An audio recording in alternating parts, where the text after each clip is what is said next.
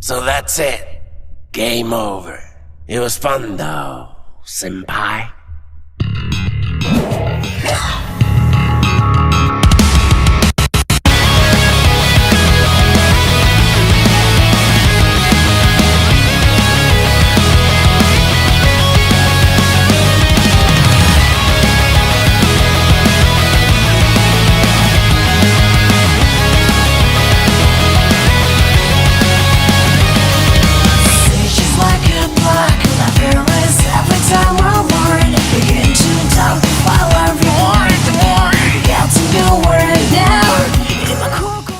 Welcome to Free to Play, a video series where we pay the price so you don't have to.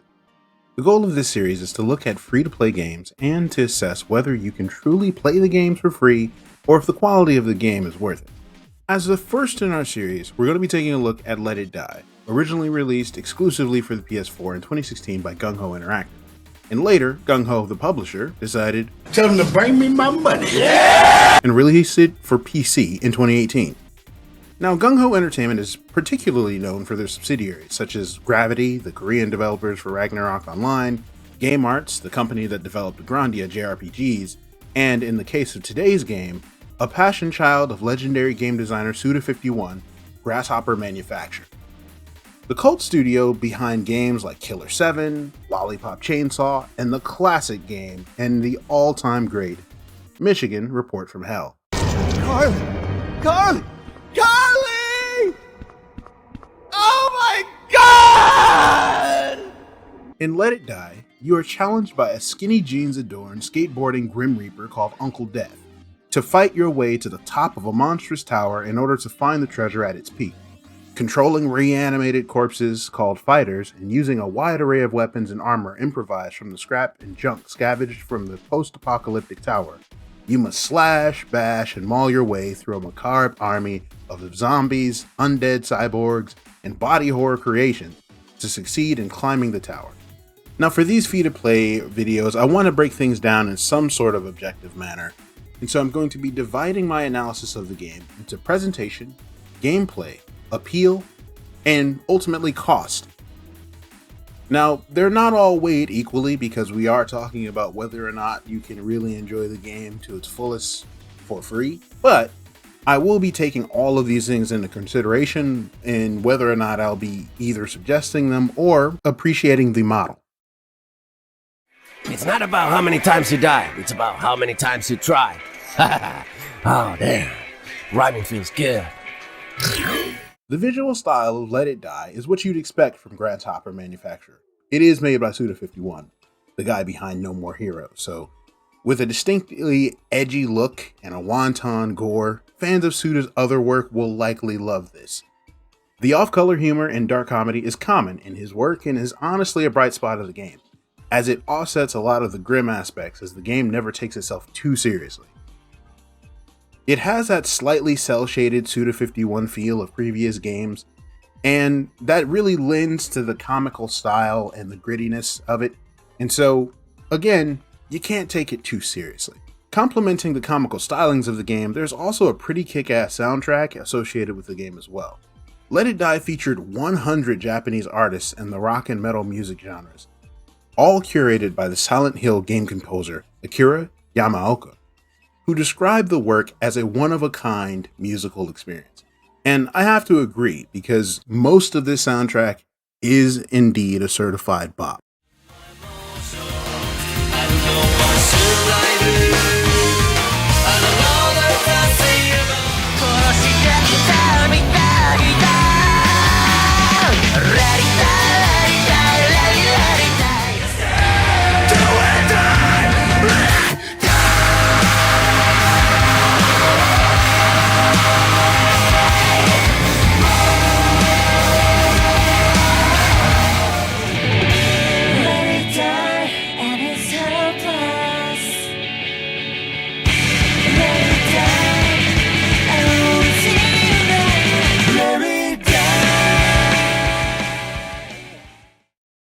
With that being said, the gameplay, let's talk about the gameplay.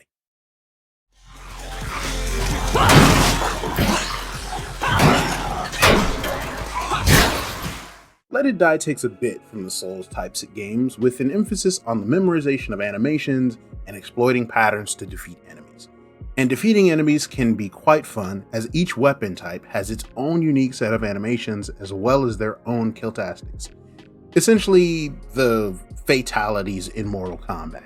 Now, one of the issues with Let It Die's interpretation of Souls-like principles is the lack of polish when it comes to some animations and hitboxes. And on top of that, all weapons are not made the same. This is a huge problem when it comes to attempting to make a Souls-like due to the inherently high level of challenge. It's one thing to lose due to not reading something properly or not reacting fast enough to an enemy, but to die due to a janky hitbox is extremely unsatisfying. Also, some of the tracking for enemy attacks is insane. Another key aspect of the game is farming. You should make like a Telltale game, and remember this because it's going to be a recurring theme for these free-to-play games. In order to build any of the large array of weapons or armor that you find in Let It Die, you have to farm the proper pieces of junk found throughout the tower. Cloth, steel, aluminum, the like.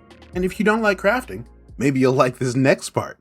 Breakable weapons. Oh, what's that? That's not enough? How about breakable armor too? Of course, there are different rarities of certain items and whatnot found throughout the tower, and certain items can only be found in very specific circumstances, such as defeating a certain boss or a certain enemy.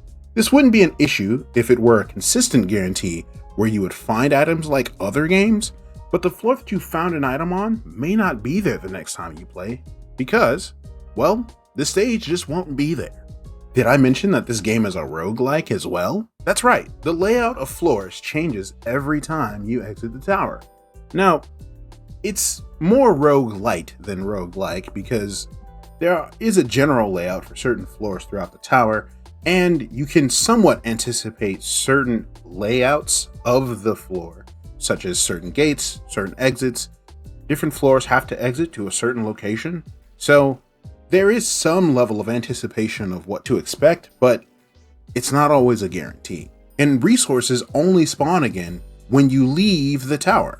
So for most items used in crafting, there will always be a finite amount of that item in the tower each time you enter. And the game is designed for you to enter and leave the tower, like a lot. Not only do the floor layouts change when you leave the tower itself also changes day by day. In addition to this ever-changing labyrinth of floors, there are side floors that change depending on the day of the week, which I actually think is pretty interesting. It brings a bit of intentionality to when you play the game. There's even a fan-made spreadsheet that highlights where and when to find parts, which is actually pretty cool, and somewhat highlights the community that has surrounded this game. And leaving the tower and entering it near the level that you previously went to requires that you use elevators in the tower. And guess what? These elevators cost in-game currency. Unless you have a subscription. While I personally like crafting in games, in most cases it's not guaranteed that you will get the items that you are looking for, even if you follow a basic routine. This is universally the case, as even common items may be a slog to find, and certain items become completely unnecessary later in the game, but without reason, you still find them.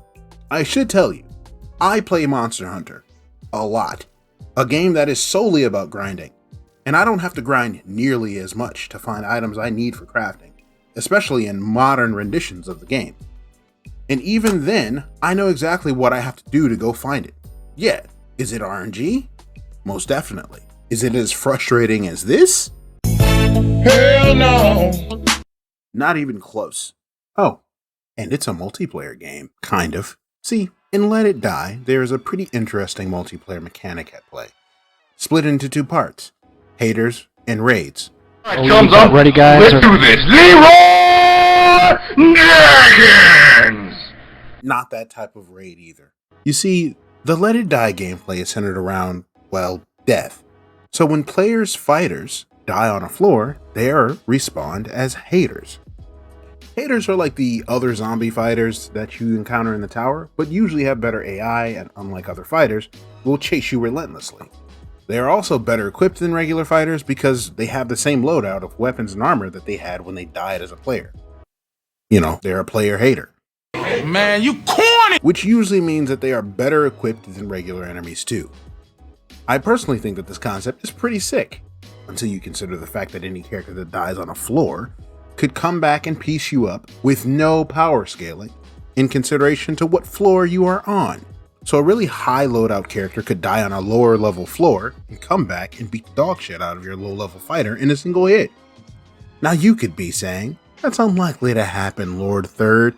High level players wouldn't die on a low level floor. A bullshit? Well, I say it because it happened. Numerous times, actually. I'm cruising through and the regular enemies are a bit of a challenge, and boom, Hater comes with a weapon and loadout I could only dream of, and just as I say, what's that? And I die, losing my progress and bouncing back to the bottom floor, losing all my stuff in the process. This is also only part of the multiplayer experience. The other part are the raids. Zero! I said not that one. In Let It Die, you can attack other players' bases or have yours attacked. It's pretty interesting setup. You can choose some of your fighters that aren't in use to defend. You can outfit them with weapons and armor, and then other players come to your base and try to defeat them and do damage to your base, stealing coins from you. Now you can opt out of this. Wait, what? Wait, what do you mean you can't opt out of this? Hey, yo, what the fuck? That's right.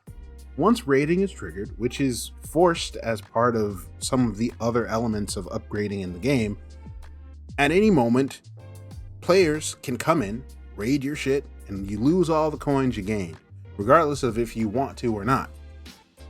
Now I will say, you only lose in-game currency, and maybe a fighter due to RNG, which you can get back essentially counter-raiding the kidnapper.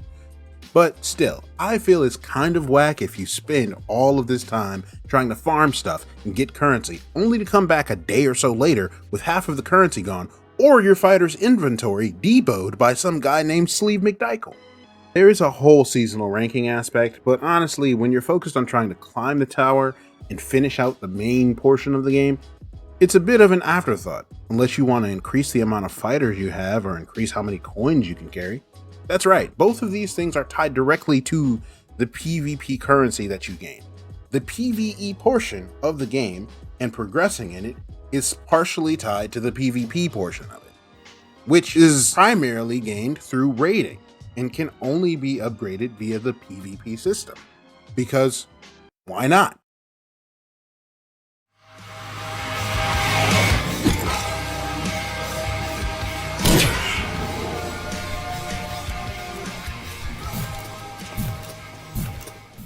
I love Suda51 and Grasshopper Manufacture's general style. The tongue-in-cheek nature of the characters, world, and story are pretty comical and striking, if not incoherent and disparate at parts. The issue is that this game, unlike many of Grasshopper Manufacture's previous projects, seems like a bunch of ideas that are loosely tied together by a weak thread of mostly non-existent story. There are so many questions and lore set up in this game, and none of it is really expounded upon, and I don't really know what to make of it. In addition to the shallow story, I feel like so many parts of the game seem underexplored, just to have a multiplayer experience slapped on top of it. And that brings us to the cost. I just got back from a yearly medical checkup. Turns out, I don't have any internal organs. Just nasty gunky shit. Anyway, ready to play? How much are paywalls incorporated, and how accessible is the game without paying extra? Is it possible to really play Let It Die for free? Yes, but it's noticeably easier if you pay. This premium currency in Let It Die is called death medals. These death medals are occasionally found via in-game events, completing quests, and on rare occasions as a login bonus.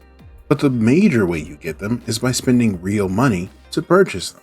While it would be fine if death medals were only valuable for a cosmetic standpoint, nearly everything you can spend death medals on are gameplay oriented.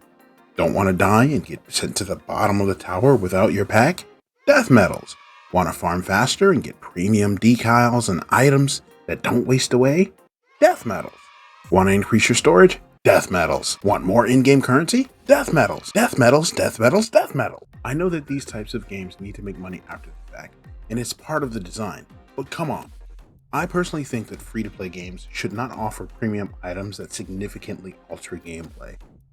To be clear, I don't think that you're going to tear through the game and other players if you put cash into the game, but it noticeably reduces some of the difficulty of the game if you have them, and completely nullifies some of the game if you pay. You know the coins that you lose if you get raided? Well, if you purchase the premium pass with death coins vis-a-vis real money, your base is insured. Insured! You buy base owner's insurance. Get the fuck out of here! I say all of this to say, I like a lot of parts of Let It Die, but the fact that it was released in this free-to-play model meant that some of these decisions had to be made in order to make the game happen, i.e. to make it profitable. I understand that. But the problem is, when all of these things come together to make the game as a whole, it makes it less enjoyable. The game is still live to this day, with the Steam version having around 100 peak concurrent players per day, which is understandable given that it is a bit of a niche release that is 8 years old. But when I tell you that there are older games with 100 times that amount of players regularly playing, I gotta say, it's unfortunate how much missed potential this game has. As of writing this script, the quasi-sequel to this game is in the works, and is supposed to be live by the time this video is released.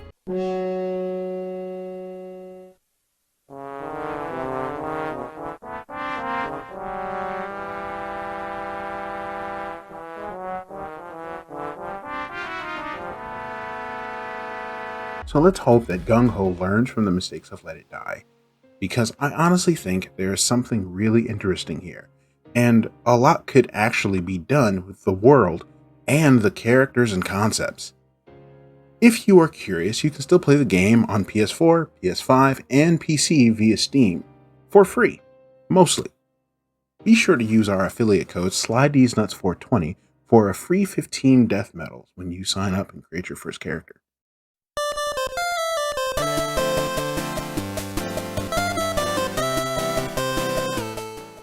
Now, I know, some of you are probably watching this video and you're like, bro, where the fuck have you been? Well, let me tell you. It's been a bit of a long year. I got a new job. I've been focusing more professionally on game design, both tabletop and video game design, and so that's taken a lot of my time away. I've been to multiple gaming conventions, so there's been a lot of shifts and changes, and I haven't been able to do everything that I've wanted to, but I'm trying to get back to that a little bit more. So, let me know other games that you would like me to check out, especially free-to-play ones that you would want me to review in a series like this, and follow us on social media. But, hey, stay chill, stay exemplary, and stay sly. Leroy, you were just stupid as hell. Oh, man. At least I have chicken.